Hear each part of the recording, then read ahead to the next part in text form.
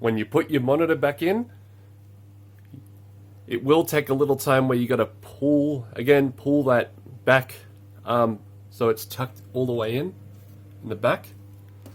So make sure it's tucked all the way back in there. We can clearly see it, and you might have to guide it a bit, but these bars right here need to go inwards. So I can do it one-handed. There we go. So that's how you do it. So there's a bit of space between, a tiny bit, so these metal pieces can go through both sides, and you won't hit the camera. It's got padding and it's all secured. It's got this piece in front. Of course, if you have a Wizard of Oz, a later run was, that won't be there. But dialed in and up, they will be.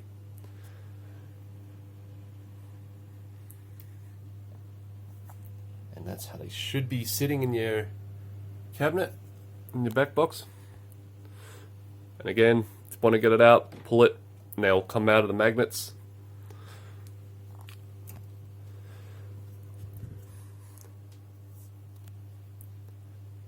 So hopefully that helps. So just to show you here what it looks like when it's not lined up. So this is your perspective of the player, staring right at the screen. And yet you can see that line right there. So you can see there's the line, but there it's not. Now, like I said, it's wobbly. It's the way it's mounted here. You can easily move it. So it's got a tiny bit of play.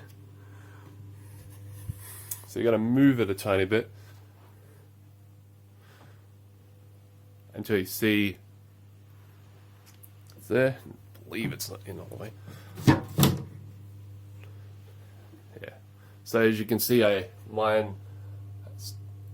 have just touched something, just to show you. Now you can see the line goes in and out as well. You want it to not go moving around. You want that thing to stay stationary, like that. So, I'm just gonna move it a tiny bit to the right.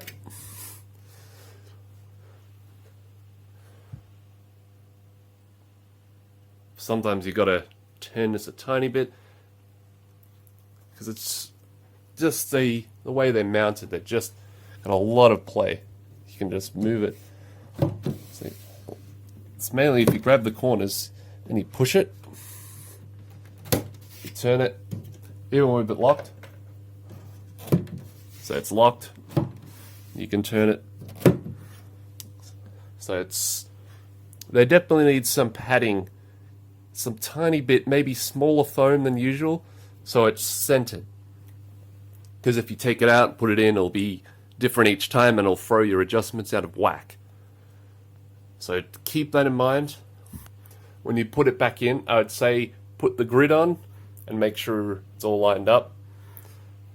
But in theory, you shouldn't. But really, you shouldn't have to open the back box in this that often. I haven't had to do that often. I think when I first got it, do the usual check of your connectors, and then when I adjusted it, and then, which I will do another video of, is how to hook up a subwoofer to your Jersey Jack.